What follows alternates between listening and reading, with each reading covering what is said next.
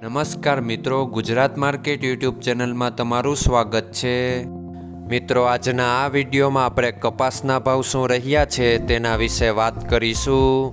પણ તે પહેલાં મિત્રો, જો તમે કપાસના ભાવ વિશે જાણવા માંગતા હોય તો નીચે આપેલા લાલ કલરના સબસ્ક્રાઇબ બટનને દબાવીને સબસ્ક્રાઇબ કરી લો અને પાછળ રહેલા બેલને પ્રેસ કરી લ્યો, જેથી કપાસના ભાવનો મેસેજ તમને મળતો રહે।